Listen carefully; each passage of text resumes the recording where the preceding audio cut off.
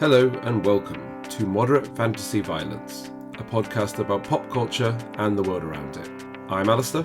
And I'm Nick. And in today's episode, we'll be fighting superpowered fascism with some old-fashioned ultra-violence and swearing in the fifth and final season of The Boys. Then we'll be returning to a galaxy far, far away for some wholesome space adventures in The Mandalorian and Grogu. But before all of that, Nick, do you have anything to recommend to our listeners? Well, in an unusual example of me saying, I really must get around to watching that, and then actually watching it. At the end of our Small Profits review, I think I said, yeah, I really enjoyed that. I should get around to watching Detectorists, the previous show written by Mackenzie Crook. And surprisingly, I've actually done that. I've now seen, at this point, most of Detectorists. I've got about 3 episodes left, I think. And this, of course, is, the previous BBC show written and directed by Mackenzie Crook about a pair of metal detector users, or detectorists, who are prowling the fields in the fictional Essex town of Danebury looking for finds. This is, Andy, played by Mackenzie Crook himself, and Lance, played by Toby Jones, and the crew of other misfit detectorists and their long-suffering loved ones. And it's just nice. It tends to be what people say about the Detectorists. It's just a very pleasant, wholesome show about 2 blokes and their slightly obsessive interest. It's not completely rosy-eyed about them. There is sometimes a bit of opportunity for them to look a bit overly weird or obsessed or selfish, but it is mostly just, in a similar way to Small Profits, a very sort of charming look at another flavour of British eccentric. So Mackenzie Crook penning another epic ode to the shed-dwelling bloke. Oh, I'm glad you finally got to watch this show because I really thought you'd like it. I loved it. It's got a sort of nice little bit of whimsy to it. It's quite a gentle show in that, it's quite funny, but the humour is really like sort of side-splittingly funny, and there's drama, but it's really like really, really intense. But it's just sort of gentle, very nice show again that's about these characters, and they all seem quite realistic. And again, it's an ode to the sort of breed of charming British eccentric that you find across the country. But and it really is like, I think, rooted in the chemistry between the 2 leads, in that they really come across really well as like long-standing friends. Again, it's something I've talked about before, I think, which is that I feel there aren't many accurate depictions of male friendship in film and TV. There's a lot of depictions of it, but it's usually quite Hollywoodized, whereas like I feel this is a really kind of accurate reflection of the sort of quiet, calm, long-standing friendship that a lot of men have. It's really just kind of nice on that level. Yeah, it's another pleasant depiction of relatable yet charming people. I don't know, it's a type of dialogue I've enjoyed in other shows in the past. This sort of whittling on about banality in a way that's somehow funny and charming rather than banal. It's something that some writers can do. I myself, an aspiring writer, I'm not sure I've yet managed to fully nail it, but Mackenzie Crook has definitely nailed it here. It's for some reason just incredibly entertaining when they have these long rambling conversations about the questions on last night's university challenge or something. Yeah, it's very naturalistic dialogue, and I think it's what makes it work is the touches of humour. Why their discussions of banality rarely become actually banal to listen to. Everyone knows in their life someone who can only sort of discuss small banal things, and it's just quite tedious, but the humour that's peppered throughout is what keeps it entertaining. Again, similar to we're seeing a comedian today actually who's very focused on the sort of small minutiae in life, as Daniel Ruiz Tyson. But it's like peppering that with humour is kind of what makes it engaging and entertaining. So that sort of observational style humour that you get. I mean, it's no surprise, I guess, that Mackenzie Crook is very good at humour in that, like, from The Office to being quite funny in the Pirates of the Caribbean movie. He has a very successful comedic career. But I feel this is like a lot better than a lot of the stuff I see him in, because it also has that real warmth and niceness that, like, again, like classic Simpsons and King of the Hill have, which is like, usually leaves you this kind of like really warm, like tender feeling at the end, which is like a nice note for comedy to end on. It's interesting in some ways because obviously I knew Mackenzie Crook from his roles in the things you just mentioned. He's mostly played quite, over the top, weird characters in those.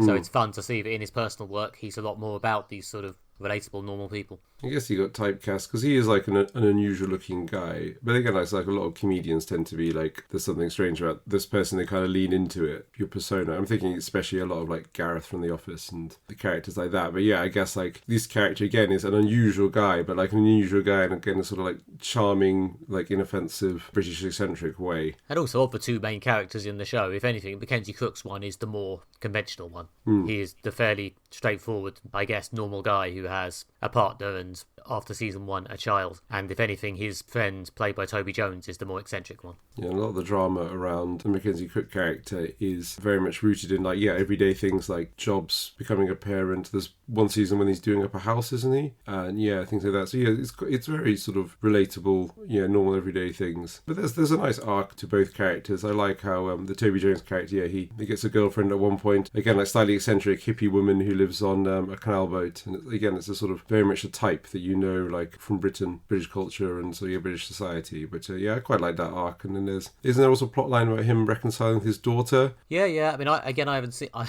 haven't seen the last 3 episodes, so I guess technically no spoilers, please. Although I get the feeling I can guess it's probably not going to end in tragedy. A bloodbath. No. It does not feel like the sort of show, but going to end in a boys-style bloodbath. Yeah. But there is a bit of that as well. There's also his ex, who is a major character in the first season, who is played by Lucy Benjamin, I think, who I remember from EastEnders when I was a teenager. She was, of course, Lisa, whose most famous act was probably shooting Phil in the Who Shot Phil storyline. But she's playing... Spoilers, Nick, spoilers.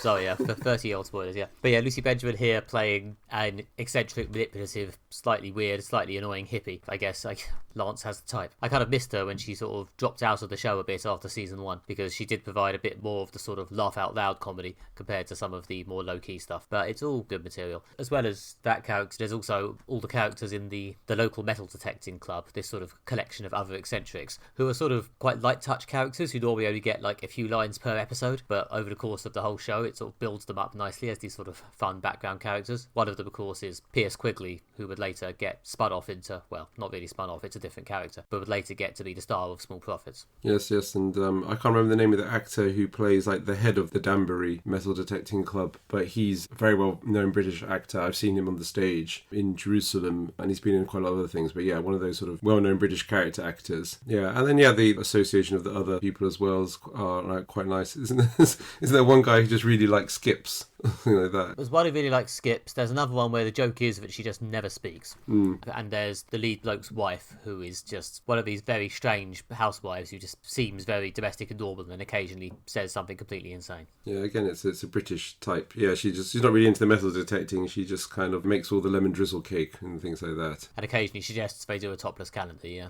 Yeah, which is, again, that is quite funny. Yeah, no, again, it's just a charming cast of lovable British eccentrics. There's some good plot twists along the way. Pretty sure you're into the last season, but not finished it. I'm into the last, I've got 2 episodes left of the last season, and then there's a final Christmas special thing. Yeah, because there's a couple of Christmas specials. I've seen the first one. The first one, to be honest, was not very Christmassy, but it was quite nice. The first one's the one when he goes to the British Museum. Yeah. Yeah, so you've seen the end of the season before that, which is the one when they show you where the gold is, and they're always so close to it. Yeah. They're getting they're always just missing the gold, and obviously there's dramatic irony from it being shown to the audience, even though the characters don't know. And I remember me and my partner were watching, and we were just shouting at the TV the gold's right there, it's right there. And it's quite funny how they that they're just constantly missing the gold, and then literally in the last 10 seconds of that season is they finally stumble on the gold.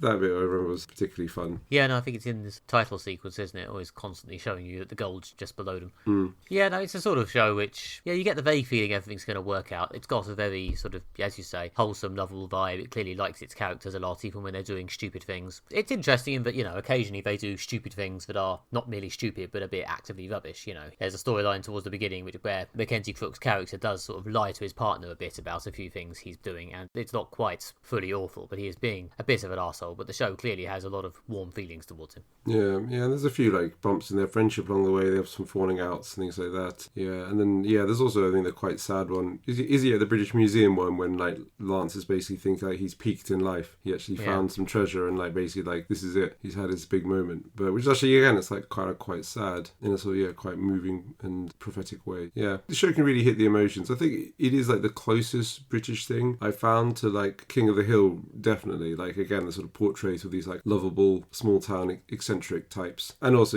with that really warm glow that you kind of get from it as well. well as like the comedy. Also, yeah, again, that although like it's not as like frenetic with the humour as classic Simpsons and doesn't have the references and things like that, but it does, have again that same warm glow on the end. Well, yeah, The Simpsons, I think, has a lot of those sort of local character vibes, and there's definitely a lot of that here. Yeah, exactly, yeah. It's a sort of portrait of a small community. Yeah, also, the place it's set, the fictional Essex town of Danebury, is apparently quite near a lot of places in Essex where I grew up, so it's fun to hear them occasionally mention Chelmsford. Yeah, exactly. It's kind of, that's like the nearest like large settlement or something there, isn't it? Yeah. Somewhere between Chelmsford and Colchester, yeah. Yeah, because again, there is a lot of Anglo-Saxon finds in that area. Then, like, something who thinks in Suffolk, but it's that part of the world. There's a lot of like old Anglo-Saxon churches. There's a lot of places where Anglo-Saxon remains have been discovered. So, and I think there is like a sort of live detectorist community in that area, partly because there is stuff to find. So it makes sense that it's set in that area for the plot, things like that. I don't know if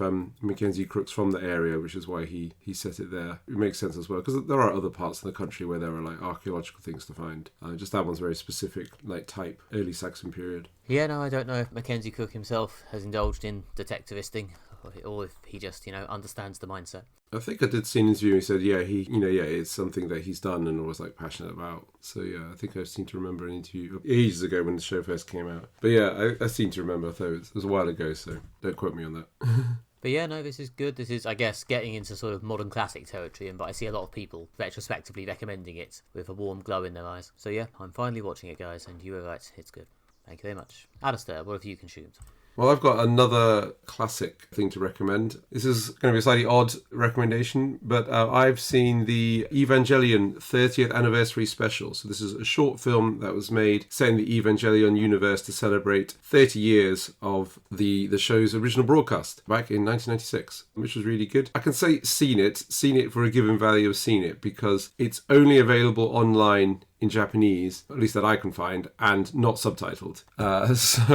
Okay.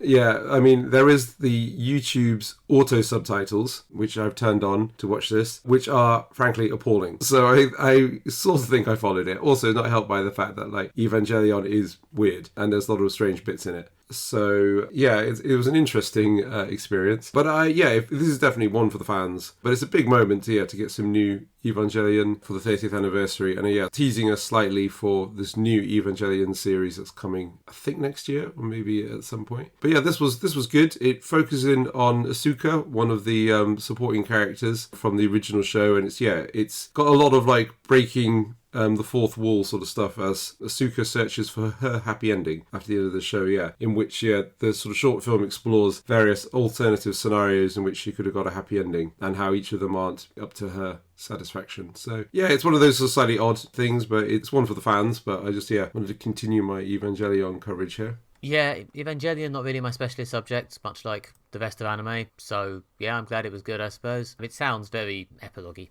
Yeah, very much so. Very much wrapping up. Yes, this was good fun. And, it really did remind me that I need to watch the most recent cycle of films that they did. So, the thing about Evangelion is they've told the story in various different ways. So, there's the original show. There's a version they did of the original show in 2 films, which I have seen. And then there's the version of the show they did in 4 films, which is a more recent one. So, I do feel I need to watch those. I've got the first one on DVD, so that should be a fun thing to dive into.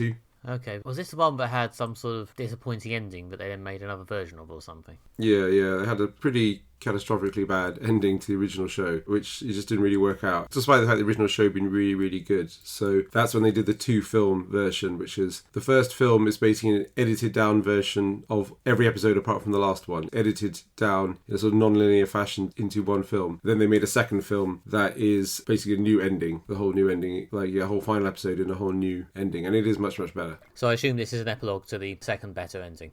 Yeah, exactly, An epilogue to the epilogue in some way, So if I did that in comics, I probably feel the need to explain it in continuity somehow. No, this is done very much with a sort of wink and a nod, like, we're breaking the fourth wall here. We're, nodding towards the sort of holes in the original story. It's supposed to be, I guess, not taken particularly seriously. It's one of those things where, like, with this epilogue, it's nice to see all the characters come back and have their little moment. Yeah, sounds like some typical franchise fan service. Glad you enjoyed it or were able to somehow enjoy it. Yeah, I guess it is kind of a bit fan servicey. Yeah, to be honest, not really a lot to say about this, but I just wanted to acknowledge it here, partly because it's something I've been wanting to watch for quite a while, and it's been challenging nonetheless. Maybe I should improve my Japanese and try and watch it again.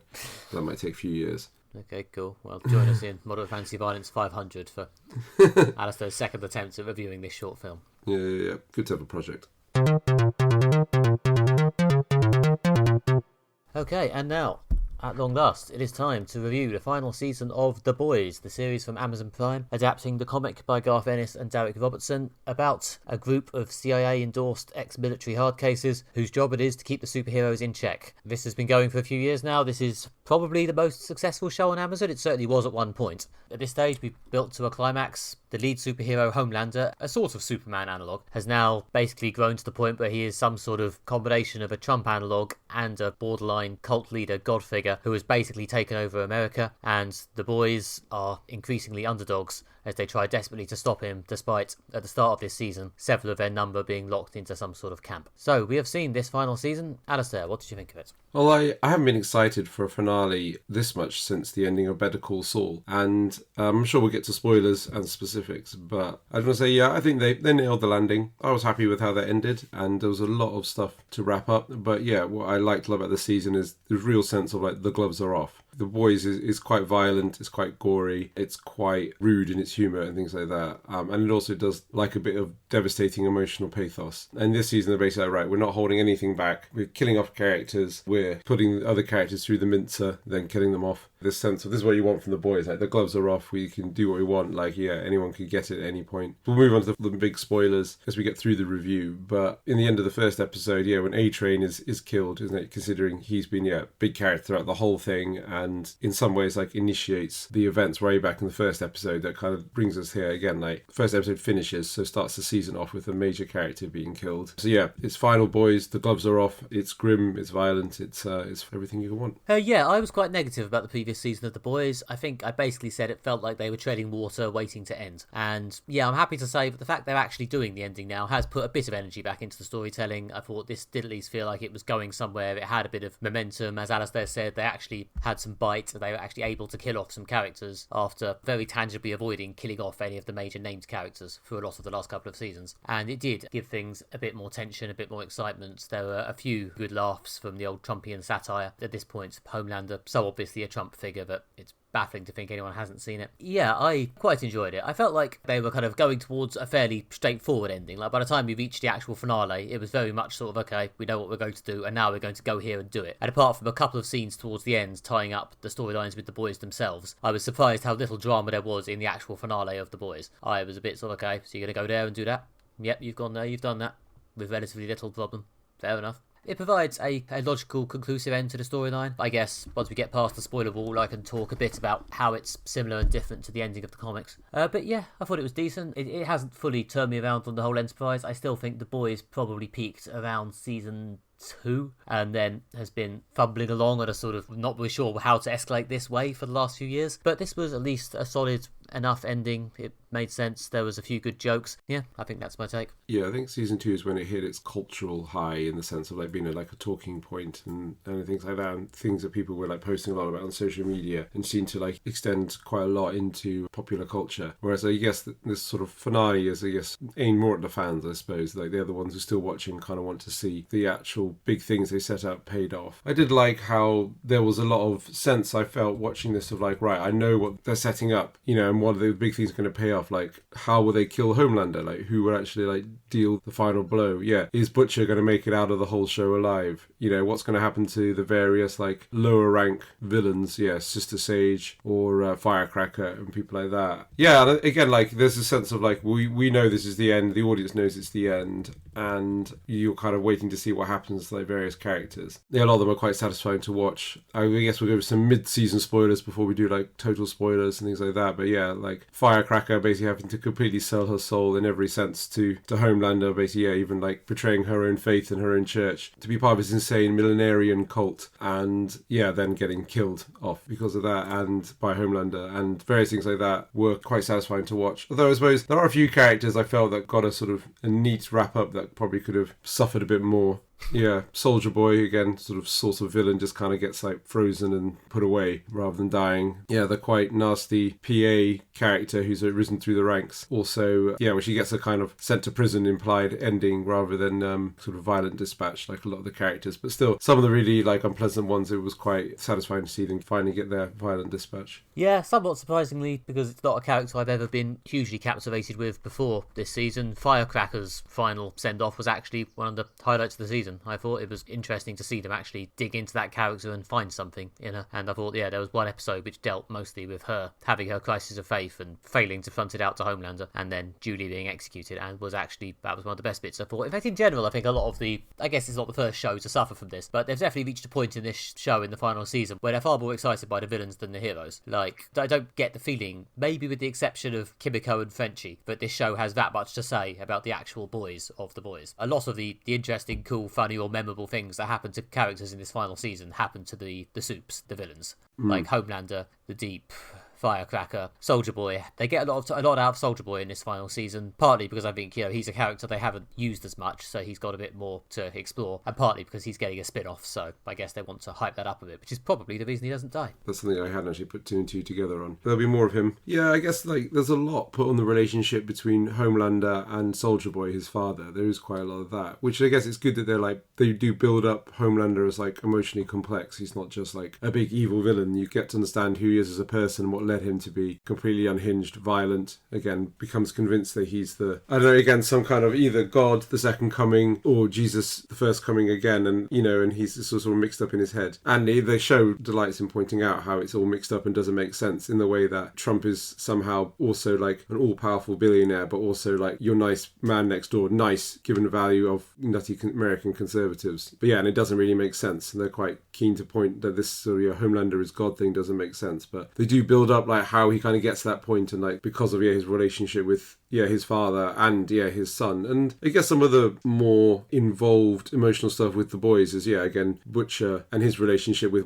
his adopted son, I suppose, like the child that Homelander had with his wife. But again, that's kind of there just again to also add some more texture to Homelander, and the old thing of like linking them together, kind of linking hero and villain together in a ongoing struggle. So it's quite neat and well done that way. But I do think the point is they focus a lot more on the villains, and even to the extent that the advertising campaign is pretty much focused entirely on the villains. I guess they're the characters that people are most excited about. Well, yeah, I think, as I say, they've obviously got a bit of development for Kimiko and Frenchie, who are quite sweet and quite endearing, and inevitably when a show spends this much time making a couple this cute and this endearing, it's often because something bad's about to happen to one of them. But the rest of the boys, Huey, Annie, Mother's Milk, and even Butcher, they do just kind of repeat the same arguments they've always had for a bit. Hang around, look tough, talk about their plans until it's time for the finale. Which, they've explored those characters a lot over the years, and clearly they've reached the bottom of them. I guess the sort of dynamics being set, there isn't a lot of like character growth. It's quite nice to see Huey's gone from like being very wet at the beginning to now being a tougher guy, but also he's not managed to lose his soul the way that Butcher does. Sort of nice resolution to his character there. He's actually grown as a person and become more resilient, but also has like kept the in essence goodness of Huey. It's kind of hard to say like who is the main hero of this story. Is it Butcher? But Butcher's a complete anti-hero. No, it's Huey, surely.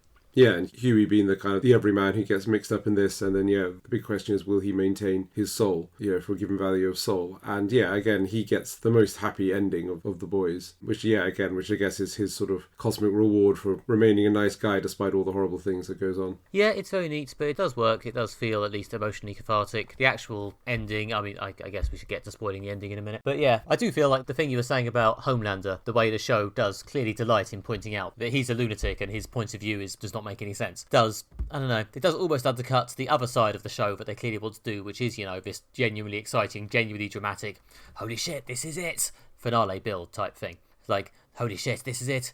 We're going to bash around this delusional mentally ill man.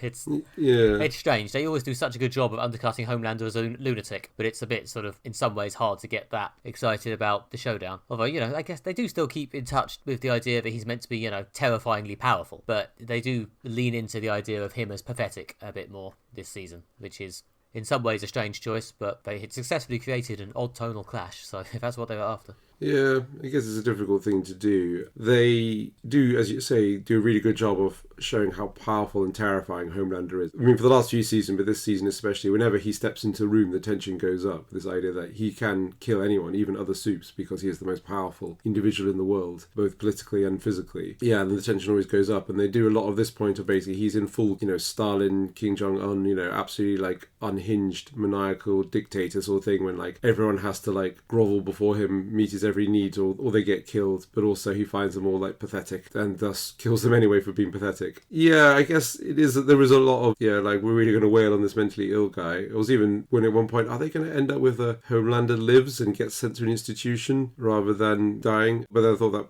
would be a bit unsatisfactory because of all the horrible things he's done and the people he's killed. Because the way they square is with the political satire, in that very much like he is like Trump. He is delusional. He's clearly a bully. Like he's clearly like a weak, emotionally insecure, narcissistic person who's become a bully and has then attracted lots of power. So he's become like a tyrant, which is, a bully with power is a tyrant. In a lot of the debates around Trump and things like that in the media, especially during his initial, run for president and stuff, a lot of people saying like, this guy's clearly really mentally unwell. He's clearly got these problems. Like, should we feel sorry for him? And then obviously people key down as well. He does horrible things and empowers people to do horrible things. He says awful things. When he's in power, he does awful things. So I think the place we seem to arrive politically was, even though maybe this is all born from insecurities and mental illness and things like narcissism, the reason why you do something isn't necessarily important. What you do and the effect it has is important. And I guess that's kind of where they are with Homelander. And I suppose if it was like, not so much a Trump allegory, it might feel a bit like we're going to wail on these mentally ill people.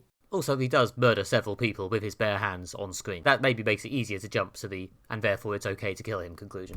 Yeah, but also I think that's, again, the killing people on screen is, again, part of the Trump analogy. It's not, I don't know, I'm not sure how many people Trump's had killed, but the point is that, like, he does terrible things, even though it comes from a place of insecurity and mental illness and having a terrible child, or in Homelander's case, having a terrible childhood and not being loved. They tease that out with, both his obsession to try and get love from his father and his son, and how he can't really do it. But then, like, again, Trump does terrible things, and Homelander does terrible things. It's a superhero show, so he lasers people in half and smashes people's heads in. And it's specifically the boys, so there's always like a bucket of guts just thrown around. But I think it's still keeping it in that political, satirical space. Yeah, they're definitely leaning a lot harder on the Trump analogy this season, since they are, determined to put Homelander in the White House a lot and show him making these delusional speeches. And yeah, on the one hand, why not? The Boys has always had this obvious satirical edge. There was a time, again, when it was at its peak around season 2, when it was actually quite hard to watch in a way for that reason. It was actually like actively, aggressively depressing in the way it echoed the real world. And in the last few years, it's definitely got a lot less like that. Like, I don't watch this show and feel actively sad about the real world anymore. It doesn't get to be that way because the satire has become a lot more broad. And also, to be honest, the real world has kind of outpaced The Boys. Like, it would depress me a lot more to read the news than it would to watch this TV show.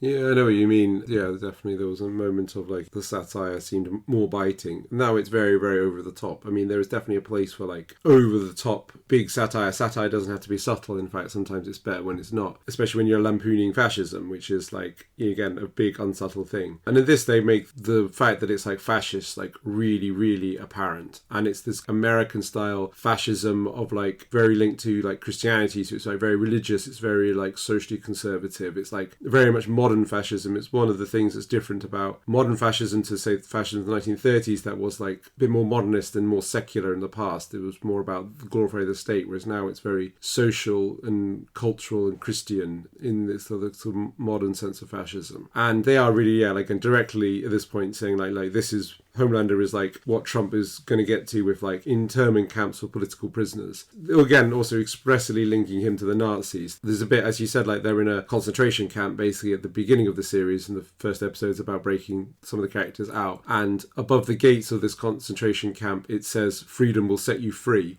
which is an echo of "Work will set you free," which I believe is what was above the gates of the entrance to Auschwitz. Arbeit macht frei, yeah. Yeah. And also, obviously, because it's The Boys, it's a big silly satire, it's a stupid tautology instead. Yeah, and also the fact it kind of reflects, again, it's a satire of Trump. We mentioned that like Trump fascism is not subtle, and in fact, it's sometimes like really, really dumb. I mean, it's perfect. It's probably the best bit of satire in the whole thing. It echoes the Third Reich, and it pokes fun at how dumb modern fascism is. And the show is very aware, I think, of these like touch points and these like cultural things that, like, again, part of the sort of mix of American fascism they're spoofing. Obviously, there's a character who's like a revivalist preacher, and who's like, yeah, again, preaching the kind of gospel of Homelander, and again, there's like kind of linking in with this like conservative side. There's lots of stuff about tech billionaires and things like that, including like there's one scene when a guy turns up he's just said, oh, he's the world's richest man, and he goes, I'm really concerned about white fertility rates. It's like, obviously, it's like big broadside at Elon Musk. My personal, again, one of my favorite kind of really like nice little cultural touches, really shows that like they kind of get the subtlety of some of the satire is the Deep drives a Cybertruck. It's just like I like how like owning a Cybertruck is now like a sign that you're basically like a fascist douchebag, and like the Deep is again the kind of pathetic person who's drawn to fascism because he wants like to feel strong and powerful because he's so insecure, and he's like, yeah, is willing to like debase himself before the fascist leader because of his insecurities. And just to like, the cherry on the cake of that bit of satire is, yeah, and he drives a Cybertruck, which makes him a complete loser. See, I thought the best joke with the Deep in this season was, again, in episode 1. A strong start to the season. When they reveal that he started a podcast with a mute. Oh, yeah. And it's very much like a, bro, just like grab the girl, you know, sort of thing. Like, you know, why are women so like so touchy now? And things like that. It's kind of the Deep's conservative dating advice podcast. Yeah, the Deep's arc, I guess I appreciate their commitment to the bit with the Deep, in that there was a while when you thought, are they very slowly pivoting around to a redemption arc with this idiot loser? Is he going to slowly realise what he's complicit in and what he's become? But no, he just becomes more pathetic and more desperate and more sad with every passing season, and never has that moment of redemption or realisation. Yes, I liked with the Deep in this season. I think we're going to have to go full spoilers at this point, but we'll start with the Deep spoilers, which aren't like really bad ones, but like that they have him completely humiliated on like every level, in the sense that like, yeah, he loses his friendship of the fish because he can talk to fish because he's Aquaman basically. So he loses the friendship of the fish, then he gets like publicly humiliated, being filmed unable to save someone, and then he gets killed. Yeah. And he gets killed by Starlighter by being thrown in the sea and murdered by all the fish. And it's basically like there's no redemption for him. He's just a pathetic, nasty, sort of snivelling little fascist shit. And then he gets killed. Yep, and he gets killed by Starlight, well, partly by Starlight, inevitably, to bring it full circle from episode 1. Yep. Yeah. That was, again, one of the big things are going to pay off. But again, because Starlight's a nice person, they don't have her actively kill him. She just unknowingly sets him up to get killed by fish. Yes, and the lead fish, I think, is uncredited Samuel L. Jackson, isn't it? I believe I did read that somewhere, yeah. Yeah, which is, again, a nice little nod.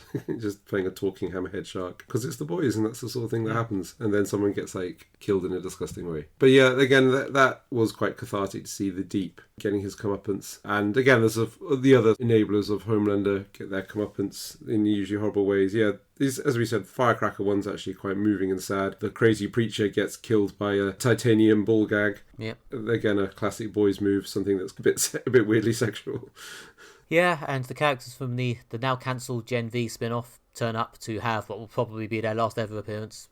Sorry guys, your last season wasn't very good. And they didn't really do much here. They were just in like a couple of scenes. You know, I thought maybe they'd at least be involved in the final big fight. They'd kill some kind of hedge person in order to open the way for the Butcher Homelander face-off, which they've been building up for the whole season. But no, they just disappear, and it's Starlight who clears the way for the final fight by taking out the Deep. I mean, that show just wasn't ultimately in the end very good. Or at least certainly the second season wasn't. I can't say I was that excited to see them, and I can't say I'm that bothered that they weren't in the final episode that much. Fair enough. There we are. Rest in peace, Gen V. Bye-bye. Yeah, I guess we will talk about, the two big deaths at the end. Yes, the remaining thing we haven't spoiled. So yeah, I mean, we've spoiled quite a lot of it already, to be honest, in a fairly indiscriminate way. But if somehow the last two deaths at the end of the episode are the thing you care about, last chance to look away, I suppose. Because yeah, at the end of the episode, of course, we get the inevitable Butcher Homelander showdown in which Kimiko removes his powers using the power-sucking ray she's gained in a way that felt very out of nowhere, but whatever. And then Butcher kills him with his crowbar, inevitably. Yeah, there's again a lot of like gore at the end to have his actual like top of his skull like smashed off and his brains spewed everywhere. But yeah, and again, like Homelander is revealed to be absolutely just like terrible and pathetic. He's completely humiliated as well, like again on TV as the final fight takes place in the Oval Office. It's televised. He's humiliated, brought low literally and metaphorically, and then killed. And that's I guess, and that is a satisfying ending to what is a pretty horrible villain. Yes, and then we get the resolution to, I guess, the story arc for Butcher himself, in which he, in a moment of what almost felt like a slightly manipulative bit of let's get him as sad as possible, as quick as possible, his sort of adopted sort of son deserts him, and then his dog dies in 2 consecutive scenes. So he decides, fuck this, I'm going to unleash the virus I've had sitting around all season to kill all the soups. I'm going to do a genocide because I'm sad. So Huey shoots him. Yeah. I mean, it's very similar to the ending in the comic, and fully the right ending for the Butcher character, broadly speaking. Felt like they had to jump to it quite quickly. Yeah, I mean, I'm glad they didn't pan it out for ages. They could have made it longer. But the ending you're angling for as an audience is that Butcher's not getting out of this alive. Obviously he's unpleasant in that he swears at everyone and calls people horrible names, and he's just very kind of rude. But that's surface stuff. He's actually again done some really unpleasant, nasty things, killed a lot of people, led to a lot of other people dying on his side. So he's too much of an anti-hero to basically be Butcher's not getting out of this alive. The ending that you want as a fan and as someone I guess who thinks about the way these things are normally structured, the ending that feels emotionally satisfying, which is the ending that you get, which is that Huey grows but maintains his soul, is clearly a good person, gets a happy ending, gets to retire with the girl, to live a normal life. And Butcher, obviously gets killed. I really thought they might angle for Butcher and Homelander kill each other at the end, which might be more satisfying. But no, Butcher dispatches Homelander, and then he's too consumed by darkness to live basically, so Huey has to kill him at the end. Butcher doesn't seem to mind because it's Huey and he's a nice guy. Yeah, it's the actual final scene between Butcher and Huey is a nice enough scene, and it does resolve the character. It's a very similar vibe to the comic. The comic did spread it out a bit more. The comic had 2 sort of big final 6-issue storylines. The first one was the big showdown with Homelander, and the second one was wrapping things up with the boys themselves. So Homelander was dead before the final storyline started, and then Butcher decides to unleash this virus and basically murders all the boys to stop them from stopping him. That's the big change, really. In the comic, Butcher kills Kimiko and, well, she's not called Kimiko in the comic, she's just called the female. Butcher kills the female and Frenchie with a bomb, and then suffocates Mother's Milk. And then Huey shoots him. No, sorry, Huey stabs him, actually. Huey kills him. So they've kept the final, I guess, main beat, but they clearly decided that having Butcher kill all the boys was a bit too much of a downer. Yeah, that would have been a bit more of a downer. I'm also glad that they didn't basically do another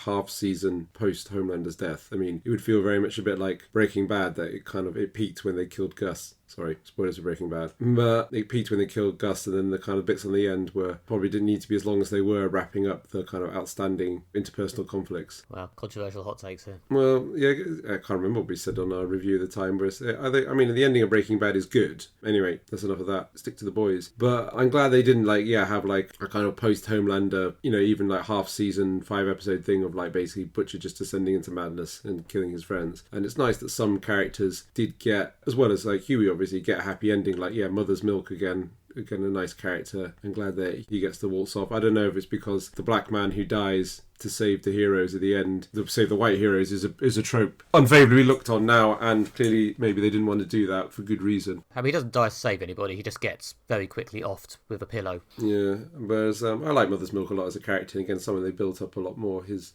arc is obviously linked to A-Train's redemption arc as well, and that was all very well handled, so I'm glad that Mother's Milk gets a nice ending, and Kimiko gets a nice ending as well, and the penultimate episode finale when Frenchie dies, kind of killed by Homelander, more complicated than that, but that is again felt very emotionally cathartic. Yeah, no, as I said earlier, the Frenchie Kimiko stuff is the big character relationship they do put a lot of effort into in this final season on the good guy side, and they do pay it off inevitably with one of them dying. It's very sad, and that bit does work. I can't really argue with most of the decisions going into this final season. I kind of feel it just doesn't feel as, I don't know, potent as it used to. But yeah, they ended the story in a basically functional way. But I've occasionally seen people online, I know it's the internet and it's just what people do, talking as if the ending to The Boys was a hate crime. It's it was fine. No, it was good. It was good. It paid off what you wanted. It paid off. It had a sort of satisfactory ending. Like I say, there's an ending you kind of want emotionally. It's a fairly Hollywood ending, like the really nasty hero achieves his goals, gets his revenge, but he's too evil to live. The nice guy maintains his soul, gets a happy ending. I mean, it's a very conventional ending. There's lots of things about how we're kind of conditioned to want these kind of endings because, we see them so much in pop culture and things like that. And and a lot of them go back to even religious archetypes and stuff like again, A-Train literally gets to die looking up, which is goes all the way back to like Renaissance, maybe even medieval art, where it's like if you die looking upwards, you're redeemed. I don't know if they consciously were invoking Renaissance art when they have A-Train dying, probably not, but these ideas that are built into pop culture, and the best, the most interesting shows or stories play around with it. They subvert it. They come up with an interesting thing, basically being like, oh, this kind of this satisfactory established emotional arc for characters. You kind of know what it is, but we're going to subvert it. We're going to do something interesting with it. The Boys doesn't do that. It is a kind of conventional ending. I mean, it's one of those things that, like, had I predicted how it was going to end, yeah, it's kind of ended how I predicted it was going to end, but I like the characters enough that I kind of want them to get the kind of traditional ending. I want Huey to be happy with Starlight. I want Butcher to get his revenge, but then have to be dispatched because of the emotional weight of what he's done. I want Mother's Milk and Kimiko to be okay. I want to be upset that someone I want to be okay does get a tragic ending, Frenchie. I want the Deep to be thoroughly humiliated and then killed. And yeah, so it's not radical, it's not different, it's not one of the great endings of all time, but it's a lot better than some of the really disappointing endings we've had, like, Game of Thrones or things like that. It's good. It's just not wow. They did the business. It's not amazing, but it works. Yeah. Along the way, there was a touch of all the things you like from The Boys. There was a lot of gross and violent stuff. The guy who eats soil was quite funny. The guy who's shitting himself to death, was also quite funny in a really grotesque way and way too long. There's also a handy dose of Hollywood and showbiz satire, which is something the show does very well, especially does a great bit of all these liberal people sitting around talking about how they're going to like tweet something rude to bring down Homelander, and then when he shows up they like grovel before him and say how they're informing on each other in Hollywood, and they got an impressive list of actual famous people to play themselves and then get murdered. So they had Seth Rogen and Kumail Nanjiani. Kumail Nanjiani, yeah. It was quite funny, I think. I like that scene when the various Hollywood liberals turned up to really satirise themselves, and goes to show that, although the show has a shtick for, like, making fun of the conservative right and fascist America, they also poke fun of the ridiculously ineffectual of the smug liberati liberals. Yeah, I think one of the ways this show has aged is that I think it was a lot more potent satirically during sort of peak superhero imperial phase, like when it could mock superhero movies, and that was on some weird way kind of the same as mocking the entire world's culture and establishment. They could somehow tie the two together in a way that felt neat and felt like it worked. It's impressive in some ways that they managed that at all. But yeah, there was a period during the first 2, maybe 3 seasons when they were kind of pulling that off, and it was good. But unfortunately, superheroes now don't feel as relevant as they used to, and maybe as a result, neither does The Boys.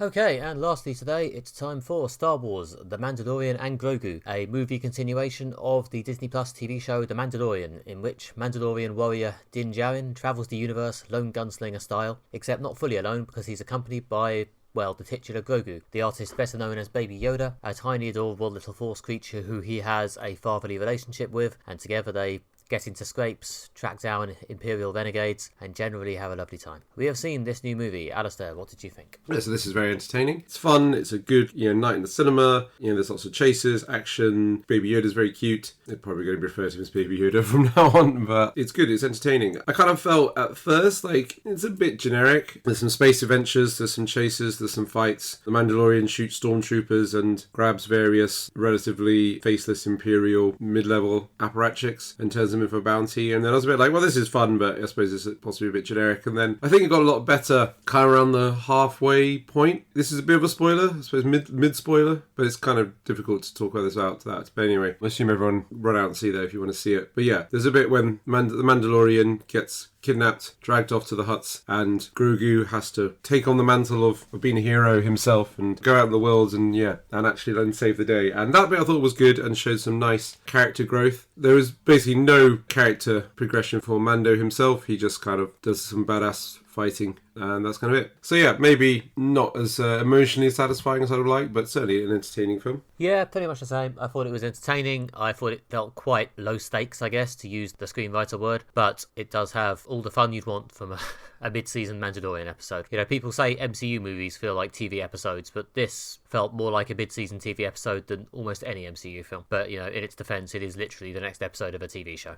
Yeah, absolutely. I did feel very strongly feel that like I did that, and I think I was saying to my partner when I saw when we left the cinema, I said like I think one thing Nick said on the podcast is everything kind of feels like TV now. A lot of films feel like another episode in a TV show, and I was like, yeah, that is very much how that felt. But it was still fun, and The Mandalorian is when it's on TV is one of the best, most fun things to watch. So I felt very satisfied for what I got for my my price of admission.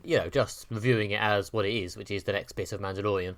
In some ways it is a bit getting back to basics in Mandalorian terms. There's no Mandalorian lore, there's no shout-outs to Star Wars stuff, there's no sign of de-aged Luke Skywalker. It is just Mandalorian going around, lone gunslinger style, doing a job. It felt a bit, classic Season 1, Season 2 Mandalorian, and I could appreciate that. I didn't mind Season 3 of Mandalorian, but they had slightly gotten away from a lot of that. So it's fun in that way. It does give the leads a chance to show off their fun relationship. As you say, the solo Grogu stuff in the middle when the Mandalorian is kidnapped and or unconscious for a while is probably the best bit of the film, partly because it's just a bit interesting and different and it shows, as you say, growth, partly because the puppets and or CGI creatures, I'm not clever enough to tell you which ones are which, but pretty sure Grogu's a puppet, are just very good. They're just very fun and very cute. There's a bunch of little cute puppet engineer characters who Grogu sort of befriends, who are also very fun and have enjoyable little cute squeaky voices. And yeah, I like the way that this show, this whole Mandalorian theme of the Star Wars franchise, has accepted its role as the place you go to see all the fun and or disgusting and or adorable creatures of the Star Wars universe.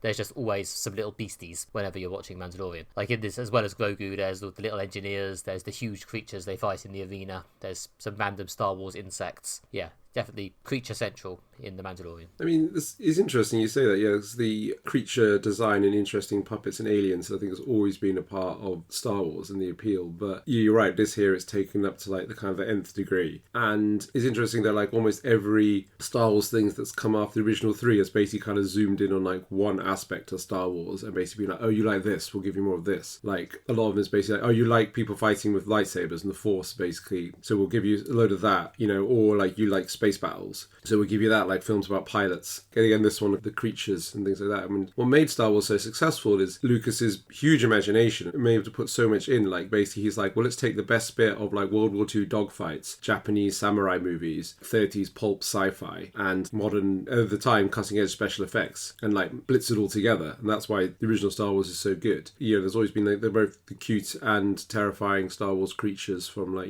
the Ewoks to Jabba the Hutt and the Zarlak and things like that. But yeah, here you've got a real like range of different creatures. But yeah, hats off to the people at Lucasfilm and Disney. The artists and creature designers and stuff have come up with like an absolute breathtaking menagerie of interesting, weird and crazy creatures. So there is a lot of fun to be had there. Yeah, I mean, I've said a few times now, but this is basically another episode of Mandalorian. The one way in which I guess it's different is clearly they've got a bit more money per minute because it's a movie, and they have taken that opportunity to bring in even more creatures because that's what they do in this show. And as you say, they were a lot of fun. One of the things I did like especially is that we all love Baby Yoda and how cute Baby Yoda is. There was a very brief sort of blink and you missed it moment of a Baby Grebo.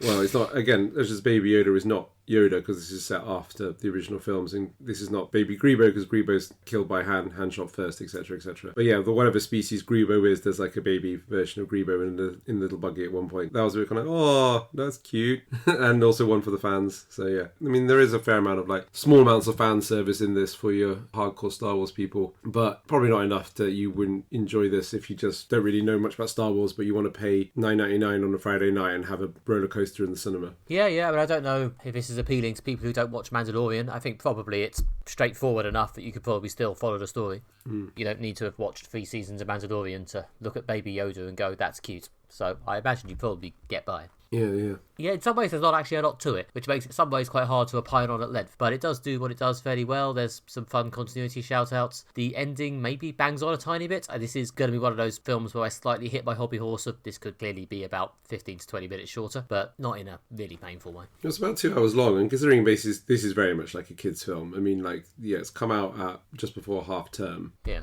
It's definitely like, oh, I want a couple of hours of peace over half term. I'm going to take the kids to the Baby Yoda movie. So that's squarely where it's aimed at. Again, like, yeah, it's family entertainment is again what Disney and Star Wars does so well. And it is surprising that they've gone for like a 2-hour runtime, which is quite long for like children's attention span. I mean, the original Star Wars are quite long. They're not like tight 90 minutes, but like they are like very, very action packed. And this is pretty action packed, I must say. It is surprising like how long it is. And I did feel like at some point like the pace slipping a bit, considering how the TV show is really like on it with like pace, kind of like very tight 90 minutes. Like, you know, there's an adventure, there's a fight in each episode, there's something dramatic. I guess it maybe didn't scale up so well in that regard, but it's still pretty entertaining, and the big finale was good.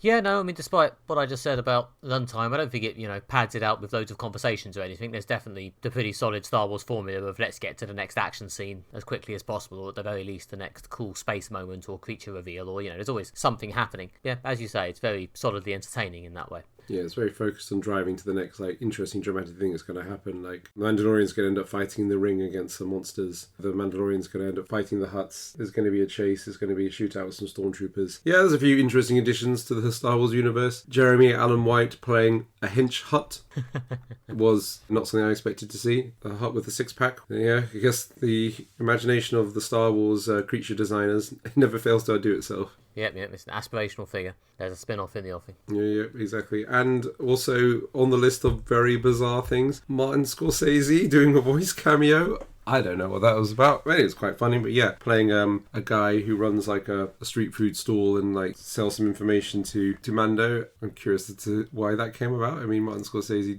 does occasionally crop up voice acting. He's been in a few things, but I don't know. Maybe he just really wanted to be in Star Wars. I guess he was friends with George Lucas back in the 70s. If he wanted to be in Star Wars, he'd done it when his friend was in charge of it. But anyway, for the cinephiles among you, I was a bit surprised. It was a bit like when the credits started rolling, I was like, Martin Scorsese's in this. That's a bit odd.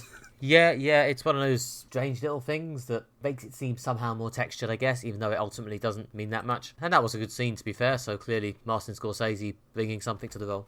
Yeah. It was nice. It was nice for the cinephiles among us. So yeah, it's one of those things that, yeah, there's always something interesting happening, always something entertaining. It rolls nicely along. Yeah, and the action scenes, which is what you're mainly here for Star Wars, are really good. There's space battles, chases, there's, lots of shootouts. The droids are back. So yeah, the sort of battle droids from Phantom Menace and that, which is quite nice because, yeah, again, in this sort of 12-8 action thing, Mando's mainly going to be killing machines, not living creatures. But there's some quite impressive, new, big, tough droids that they built for some good action scenes. So yeah, it's always fun. Yeah, no, as I say, the supply of action sequences is pretty solid. Does it perhaps still feel a bit lightweight and like it doesn't matter much? I guess so. Didn't really persuade me that this is, the optimum way for this show to continue. I would like to be able to both go on these little side trips and see some major developments, and one story every 2 to 3 years in movie form doesn't really get me that. I mean, I don't know if this is just a consequence of Disney deciding they can't justify spending Star Wars money on streaming shows, so maybe this is just the way it is going forward. Yeah, I think you're right. And the appeal of The Mandalorian was, you got a series once a year. Like the first and second season came out in consecutive years, which if we could send this podcast back in time to like the 90s and people heard that, they'd be like, what? It's unusual that you get a series or something every year? They would be mind-blowing. But I kind of like that about it, how they came out quite quickly at first. And and it's not going to be as fun if it's like 4 years. I mean, apparently this had a pretty big opening weekend. It was kind of blocked programmed at the cinema we went to. There must have been 16 or more screenings that day. So I can imagine we're going to get more Mandalorian and Grogu at some point because it's making loads of money. But yeah, probably not for a few years. And I'd rather it be smaller and more frequent because it is a TV show. I'm willing to wait 4 years between like a Star Wars or a Dune movie, as in a main continuum Star Wars movie, but maybe not for a Mandalorian movie. Well, it depends. If they want to have it be these just sort of little outings around the Star Wars universe, which is something, it's historically done. The issue is just that doesn't always feel fully satisfying in cinema form. But it may well be more about the money than the storytelling. We'll have to wait and see. Yeah, I mean, that kind of sums it up in that this is very much a Disney product. Like, it's a Disney product. You want some Star Wars, pay your money, you get your Star Wars. It's not kind of like expanding my cultural horizons, but it is fun and entertaining, and yeah, it's worth the price of admission. That's all we have time for. If you have enjoyed this episode of Moderate Fantasy Violence, then please subscribe in your podcatcher of choice. While you are there, please leave us a review, as it helps other people find out about the show. You can also visit our website, moderatefantasyviolence.com, where you can find other issues of the podcast, bonus audio clips, and short written pieces by Nick and myself. And if you've enjoyed all of that, you can go to follow us on social media. We are available on Facebook and Blue Sky, I'm pretty sure, where you can hear all about things like Are We Running Late and What Are We Covering Next. And then you can also follow me on social media, where I'm nickbryan.com on Blue Sky and on Instagram, but with the word dot instead of a dot, and also on the internet as nickbryan.com to hear all about my self-published comics, including The Wacky World of Courier Z. Or you can just wish me well on my upcoming wedding, which will have happened by the time you next listen to this podcast. And after that, you can get more from me by searching for Alistair Ball on Instagram, TikTok, or Blue Sky. Thank you very much to everyone who's watching my art videos on TikTok, especially you people who love the Code of Hammurabi. I don't know why that's so popular, but fair enough. Thank you very much. You can also get more from me at redtrainblog.com, where you find more of my writing. You can find my theatre reviews at everythingtheatre.com, or you can check out any of my social media profiles to sign up for my newsletter, The Post. And please do wish Nick a very happy wedding. As this is the last podcast with Nick as an unmarried man. So it's been a good 268 episode run. That's a bachelor podcast. Yeah, we'll see if marriage changes my searing hot takes. Well, we managed to cover the drama shortly before your wedding, so I'm very happy. But moving on, join us next time when we'll be reviewing the third series of Euphoria and new comic Exquisite Corpses by James Tynion and Michael Walsh. Join us next time to find out what we made of those. Until then, goodbye. Bye.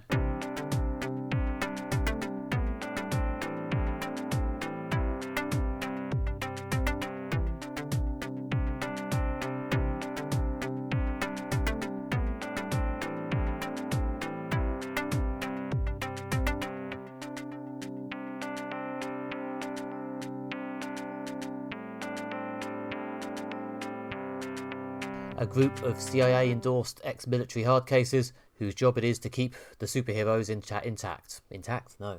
The opposite.